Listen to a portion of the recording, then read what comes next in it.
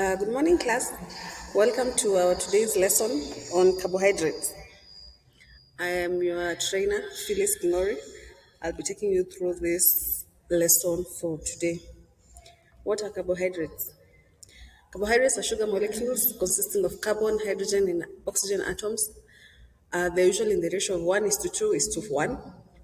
They're everywhere. You hear people talking about carbs and how they're not taking carbs nowadays, but they're the most abundant and widespread organic substances in nature. They're usually the energy reserve for the body, and also they are used to form structural components in these organisms.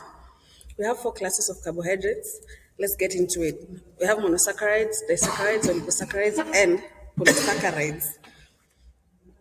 Monosaccharides are usually the basic unit of carbohydrates, and they're formed by one molecule of a simple sugar.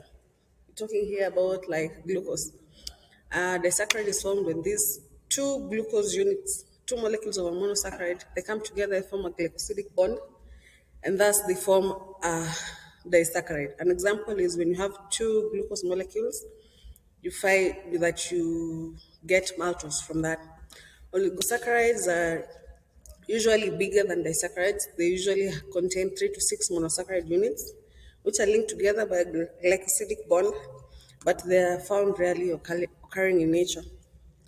Polysaccharides, they're the bigger units of uh, formed by more than 10 units of monosaccharides, which are linked by glycosidic bonds. An example of a polysaccharide you have is starch and cellulose. Like when you're talking about starch, starch is usually made of hundreds of glucose molecules. Okay, let's move on. There are two types of carbohydrates. We have simple and complex carbohydrates. Simple carbohydrates, they're the ones that are digested quickly and then they send an immediate burst of energy into the bloodstream. And in these simple carbohydrates, we have two types of simple carbohydrates. We have added and naturally occurring. Talk about added sugars. These provide calories, but they lack vitamins, minerals, and fiber and can lead to weight gain. When talking about added sugars, we're talking about like when you give a child a lollipop and then they have this burst of energy. For naturally occurring sugars, these are the ones that are nutritious, and they include milk and fruits. And unlike the added sugars, they occur naturally in the environment, and they contain vitamins, minerals, and fiber. These are the ones that are healthy to our bodies. Uh, we're talking about complex carbohydrates. These are digested more slowly, and they supply a slower release of glucose into the bloodstream. So as you can see, in the same bit, complex carbohydrates, there are those which are healthy and those which are not healthy. Let me give you an example. When we're talking about refined grains, this is when you're talking about white flour, white rice. These have been processed, and many beneficial nutrients have been removed from them.